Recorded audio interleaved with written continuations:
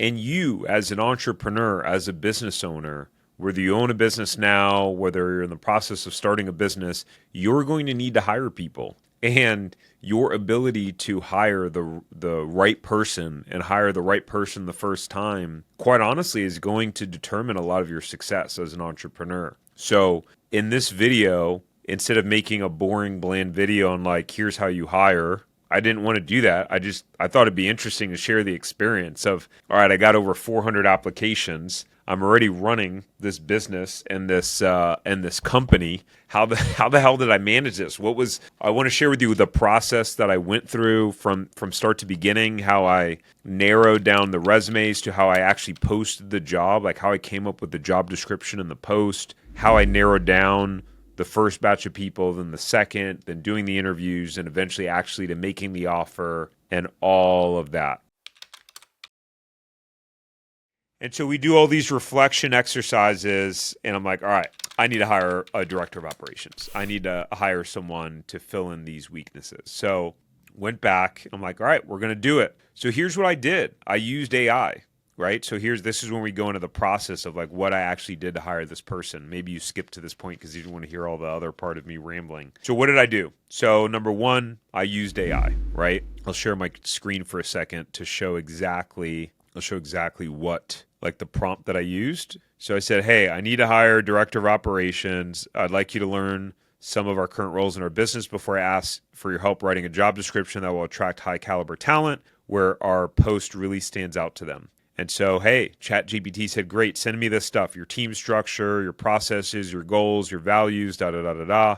And so I did that. And I broke down all the different roles in our company, what those people do, and who we needed. And then ChatGPT spit out and then I even before that, I said, hey, I'm going to give you one of our past job descriptions that we've used, and then I want you to infuse all of that and create a job description together. Because part of what we've gotten really good at is when you post a job description, you want to write some of it like you're writing copy to get a new client. It's if you've heard of the term copywriting, right? Like if you send out an email that sells to someone, or with like what you put on your website to help convert people to clients, it's copywriting. And so the mistake that most people make with job descriptions, they put up these boring, bland job descriptions, right? And so what I learned to do a while back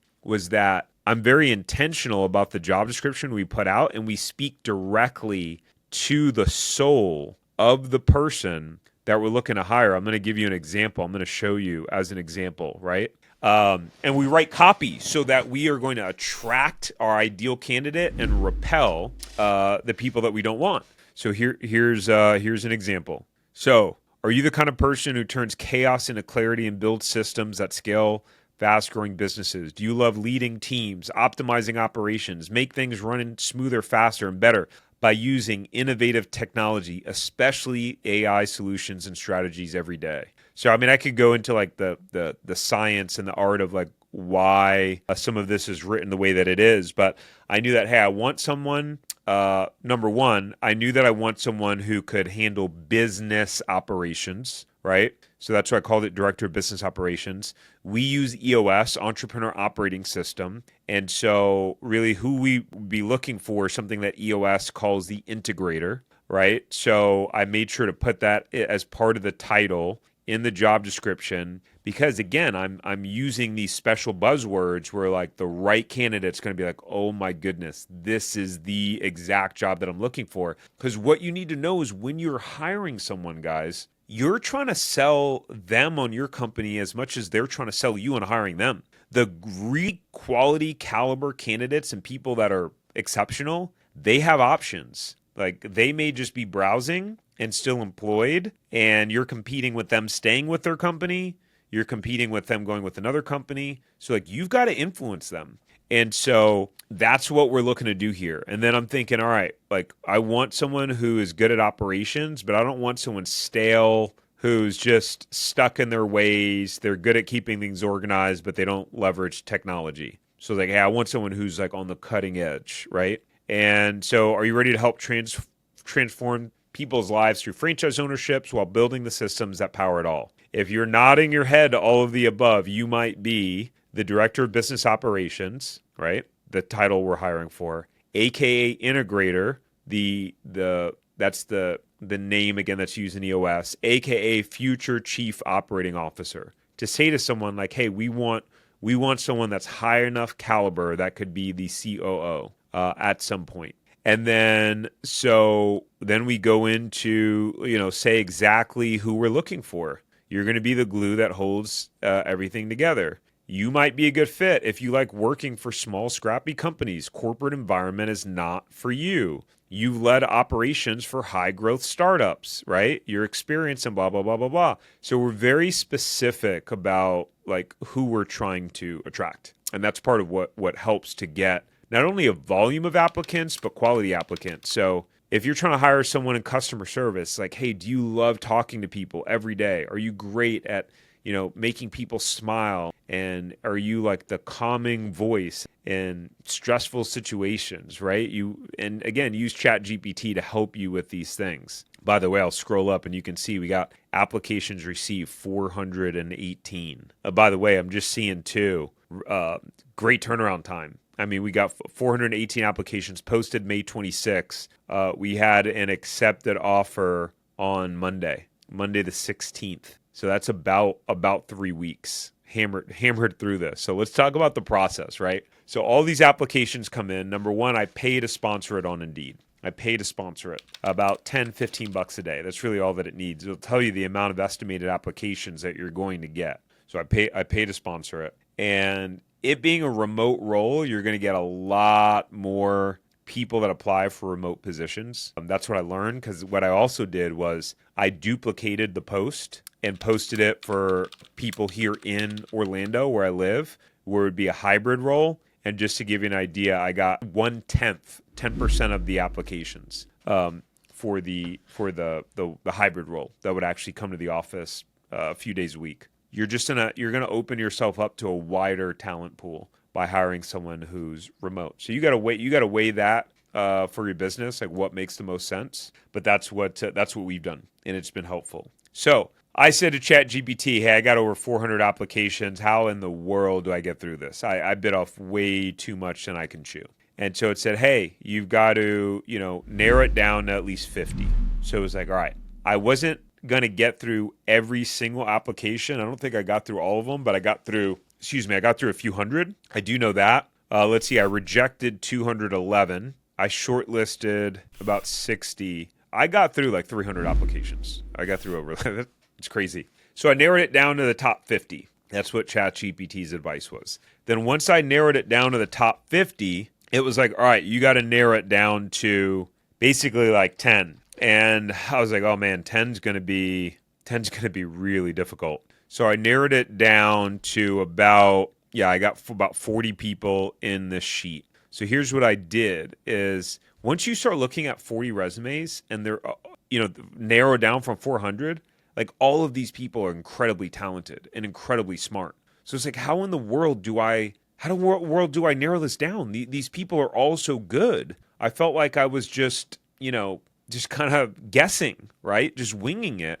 if I didn't have any sort of criteria. So I said, okay, what are the areas that are the most important for this role? Like, what does that ideal candidate look like? And so this is what I came up with. I said, okay, we want someone who has a good amount of experience with CRM systems, overseeing them, building out workflows, the strategy of it, and just they're familiar with our tech stack. We use Google Workspace, I think it's called, Google Suite. We use Google Suite. We use Slack, things like that. So it's like, hey, are they familiar with our tech stack? Do they have experience in HubSpot, right? Where that's who we're migrating to. It's going to be a lot easier to have someone who already knows how to work and deal with HubSpot rather than if we have to hire someone and they need to learn HubSpot from the beginning, just like us. That's not super valuable for us. Do they have experience in hiring and firing? We want a strong leader, and part of this role is going to be optimizing our hiring process. They're probably going to be the ones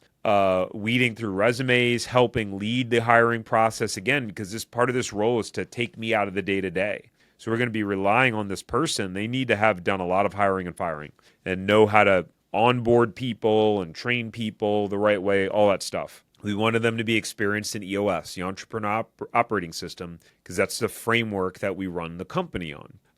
Do they have experience building SOPs and just in operations? Our team is pretty much it's all remote, 95% remote, except for one team member that we have that is hybrid. But she still pretty much works remote most of the days of the week and comes to the office maybe one day a week. So working and leading a remote team is a completely different animal than if you're used to being in an office with everyone there, with your whole team there, right?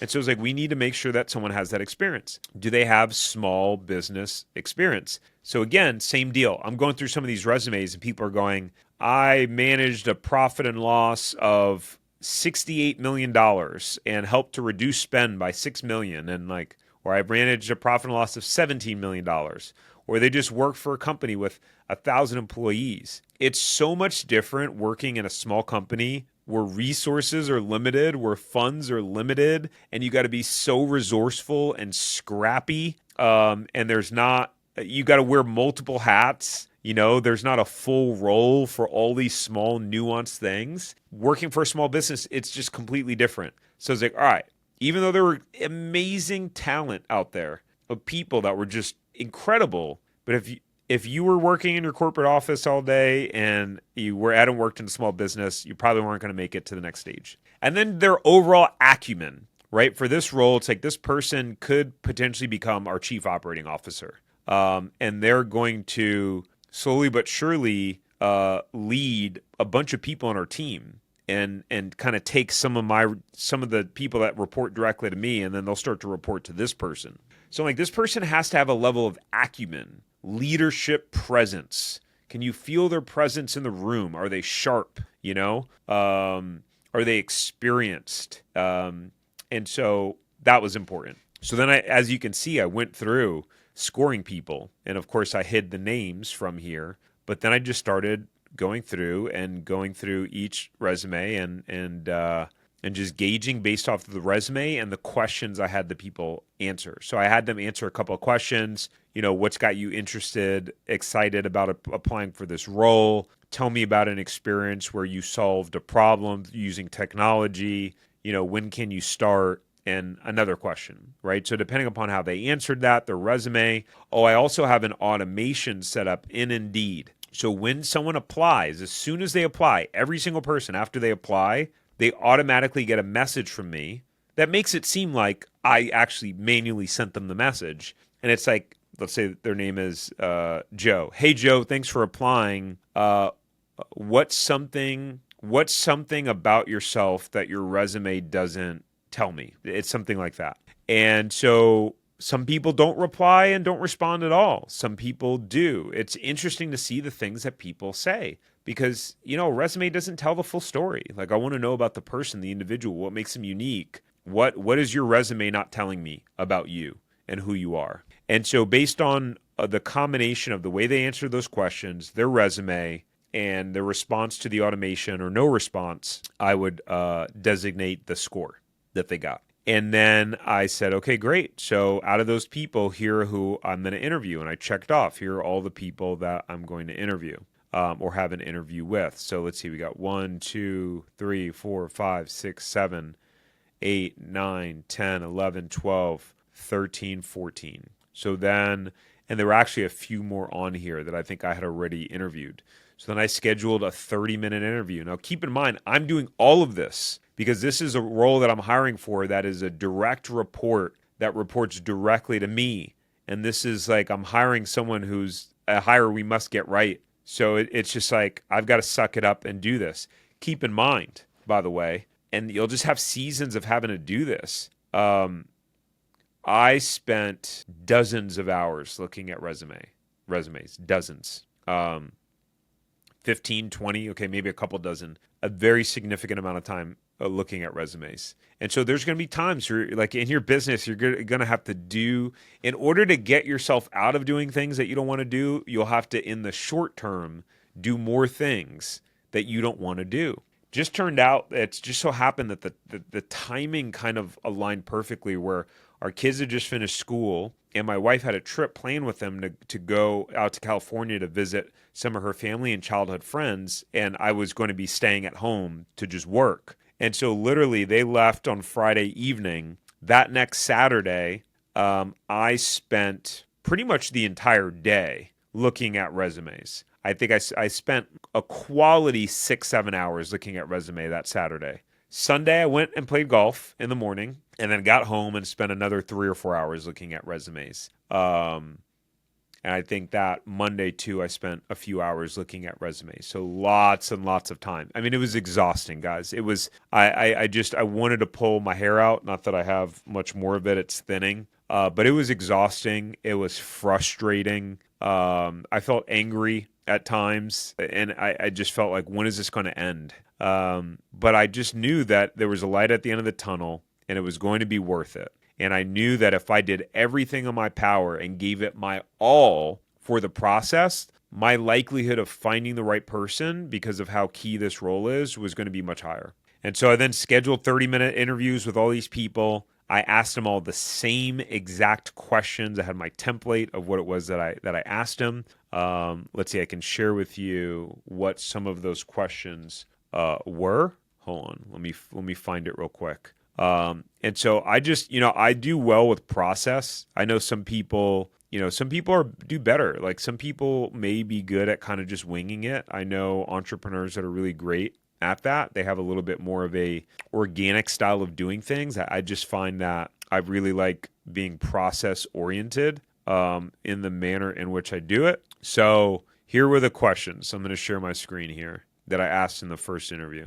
So, and not all of them. Some of these were old, so I didn't ask these. I didn't ask these questions. So it literally every time we would start the interview, and I mean I had this memorized at this point, but I would say the same thing after we'd get through the niceties of, hey, how's your day, where you live, da da da. Okay, hey. So the purpose of this meeting is for us to connect. Number one, to connect. Put faces to names and just kind of get familiar with each other. I'm gonna what I'd like to do is learn a little bit more about what got you interested in the role. More about what you're doing now for work, and what specifically what you're looking for, what the ideal role looks like for you. Then happy to answer any questions that you have about the role, and then we can figure out where to go from there. How does that sound? Sounds good. Okay, great. Literally every time, every single interview, same segue, right? Process oriented. It's like having a sales script. And then I just would go through it. So tell me about what are you doing for work right now? What's got you looking at opportunities? I want to know why are they, what's the story? Why are they looking for a job? Are they still employed and not happy? Did they get fired? Did they get laid off? And then I wouldn't ask this question this way, but I would say, hey, here's how I phrase this question. I said, if you had a magic wand and you could create your dream position, what does that look like? Because I just outside of this role in the job description, I want to know, what do they start describing? And does it align and does it match up? Or do they give me the candid answer, this role? Although there are some people where they were just genuinely like, this role spoke to me. I can't tell you how many times or how many of the interviews, probably 70% of them, the individuals, like, the job description just jumped out at me. It spoke to me. It felt like it was just for me. And it's like, that's the point of great copywriting when you're writing a job description and use AI to help you, right? I did not ask this question availability during the week. That was for an old question that we asked for part-time sales. And then I want to know, hey, what do you like? What do you like to do outside of work?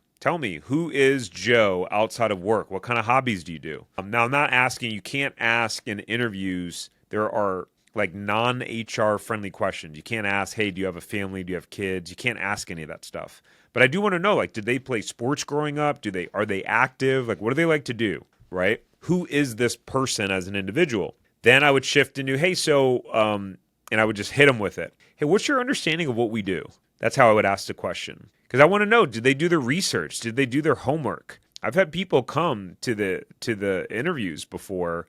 For this role, not really. You'll find that the more advanced roles that you hire for, the more prepared people come. But I've had people come and they're just They just totally botch it. Like clearly you did not do your homework and come prepared. That's not someone we want to have on the team. Now, the income question, this was important because we were getting so many people that were kind of overqualified or in roles where they were making significantly more than what we had the income goal range for this job. So the salary range we had posted was for between 80 to 110 salary, and then there would be incentive. And so I remember, so I would say, hey, here's how I phrased it. I didn't ask it like this. This was just really a prompt for me.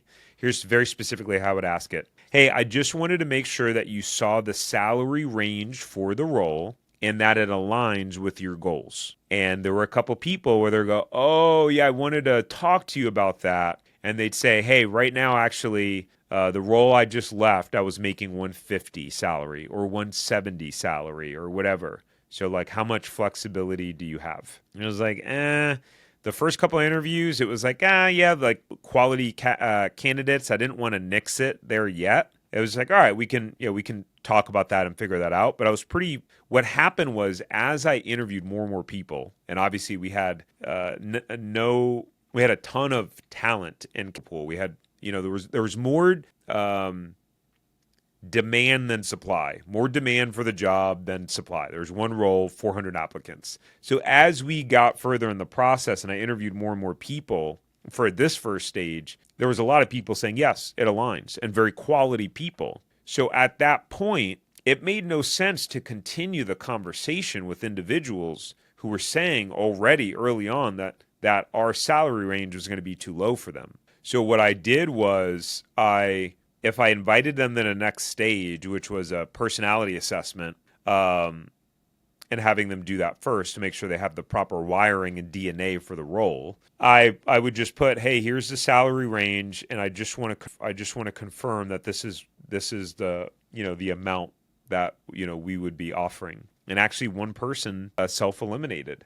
She came back and said, hey, well, I'm making this much. I can't take that much of a pay cut. And it was just like, I didn't say it in this manner. Here's how I was thinking it. What I said to her was like, hey, well, we have a bunch of people that are very well qualified that have already said that they're comfortable with the salary range. But what I also wanted to say was like, hey, like the salary range was just posted. You applied for the position. So you shouldn't have applied for the position if you weren't willing to accept the salary range that I posted for. Right? But it happens all the time. People do that. Maybe you have some flexibility. Again, if we had only a couple of quality people, it might have been different. But with all the people we had that said that they were willing to, that the salary range aligned with their goals, I wasn't going to bend on that. I didn't ask about CRM and dollar experience there. Didn't ask about this part again. That was some older stuff. Then I actually went through a list. I don't have it here. Let me see if I can. Basically, I created a list of topics for them. I'll drop it in here, or I'll just read it out loud. And I had them rate themselves. So I gave them. So first was HubSpot, EOS, running payroll, leading and just organizing payroll, migration experience, hiring and firing, using AI, franchise knowledge, HR operations, small business, remote work. And I had them rank themselves on a scale of 1 to 10 in terms of their level of experience and exposure. And it was interesting the way people would rank themselves. Like that was part of the process. They'd be like, I don't have a lot of experience. I'll rank myself a 6. And it's like they had no experience. It's like, no, you're a 2. If you don't have any experience with this thing, how do you put yourself a 5 or 6? So that was then part of the process. So then what I did from there was I then ranked some of those people. So after I met with people, hold on, I want to show you what I did here. And I wind up not doing it for everyone because I just started to get a pretty good feel after that. But what I did was I put again those some other categories, and then I ranked them on it. And one of them was vibe and rapport. Like now I've met this person. Do I vibe with them? Like how was my conversation? Was it easy? I'm going to be working with this person a lot. They're going to become like my right hand. So like the rapport needs to be there. And so I ranked them on that. And then other things like how fast did they confirm the second stage? How responsive were they? All sorts of other things. And so basically I wind up narrowing it down to, so after the first interview, which was that interview that I told you about, I then picked some of those people to then submit written questions based on their experiences. So I sent them questions about like, tell me about it, the last three people you hired for. What roles were they? What was your interview process? And how did you know that you needed to hire for those roles? So I'm asking them questions based on what their experience was in areas that I know they're going to need to operate and work on in the business. Tell me about a technology solution you implemented. What was your process? Tell me about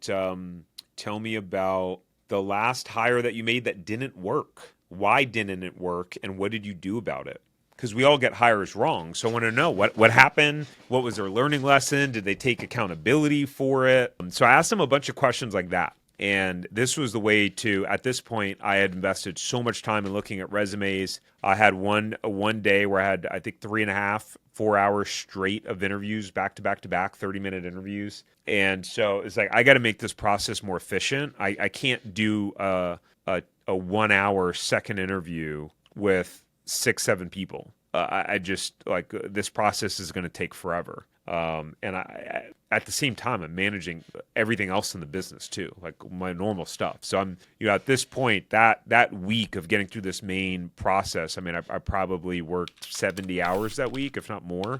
Probably more because, again, my family was out of town. So I'd work all day and then I'd work till, 9, 10 o'clock at night, take a couple breaks. But yeah, I probably was working like 70 or 80 hours that week. And so it was great to have them just, I said, here are the questions, get the answers back to me, and gave them a clear deadline by 5 p.m. this day. So do they follow instructions? Did they do it on time? And then I read through those and then narrowed it down to 3 people.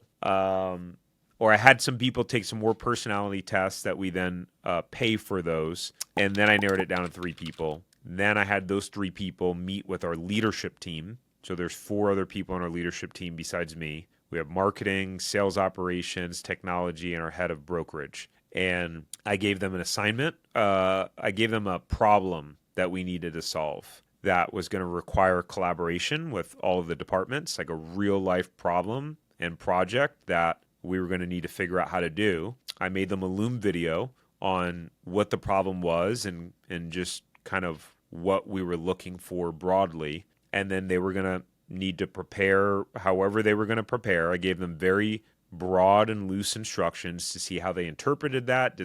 Would they come back and clarify instructions? Like how would this person really be like to work with is what I wanted to know. And so then they needed to come to the interview with our leadership team, which we did. And we did them back to back to back. So 2.5 hours straight of meeting with these 3 candidates. And they talked us through how they would handle the problem and the project. And fortunately for us, we had afterwards, I had some time allocated for our leadership team to sit there and discuss. And I said, okay, here's what I want to know from you guys. I said, I'd like to know who is your favorite out of the 3, who is your favorite, and who is your least favorite, and why. And everyone went around, and pretty much everyone's least favorite was the same person. And what made it easy for us is everyone's favorite was the same person, which is who we were choosing. So we were unanimous, all 5 of us, on the person that we wind up making an offer for and hiring. And so that was a process, ladies and gentlemen. This individual starts on Monday. Today, as I'm recording this, it's a Wednesday. Actually, she's starting on Friday to get a day in of all the admin stuff so we can start fresh on Monday. So I'm super excited.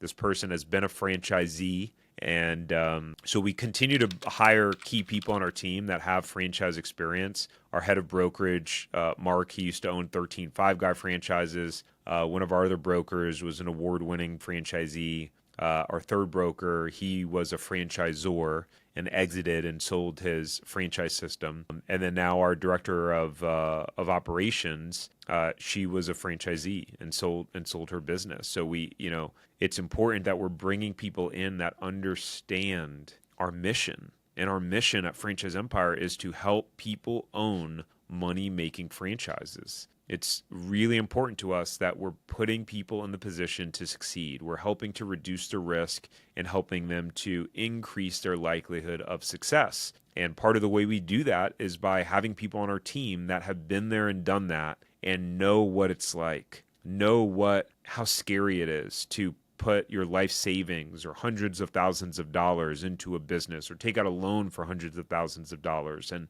be awake at night wondering how you're going to make payroll or, just all the normal stresses. And so it's really special to just bring in that caliber of people. And I continue to just feel grateful that I get to hire people that are smarter than me and better than me in the areas in which I'm hiring them in. And to be able to get the input from my team. I mean, I could have gone and hired that role and just said, "Hey, team, I hired this role. Here's who we have." But how does that work out? I've learned what we've built here at Franchise Empire is an incredibly collaborative culture. There's so many decisions on a day-to-day basis that as the owner, of a small business, I could 100% make the decision and be like, "Here's the decision I made. Here's what we're doing." But in 80% of important decisions, probably 90% of important decisions, I get the team's input and we talk about it. And sometimes the idea or the way that I was going to do it is not the way we wind up doing it because someone has a better idea or the strategy makes more sense or I get outvoted and the team says, "Hey, like 4 out of 5, oftentimes I'll vote last. If they're all 4 are in consensus on one way to do it and I was going to do it the other way, like, okay, all right, I respect the vote. Obviously, if it's that important, then not that important, but if I feel so strongly where it's a gut feeling or instinctive decision, either I'll just make it, I won't bring it to the team, or I'll say, "Hey, you guys are I'm going to need you to trust me on this one." Then I might make that decision like that. But anyways, that's the process. This video wind up turning into a marathon, which was not the intention. We may even wind up dividing this into 2 videos. But if you like this style of video, hit the like button, subscribe. By the way, I have another video where I break down the financial roller coaster and that pit in your stomach of spending money in your business and not knowing if you're going to get the ROI or if you can afford it, and just navigating those emotions as you grow your business and you have to keep investing in your business and your bills keep stacking up. You can watch that video here if you're interested in checking that out. And I look forward to seeing you guys in the next one. See you later.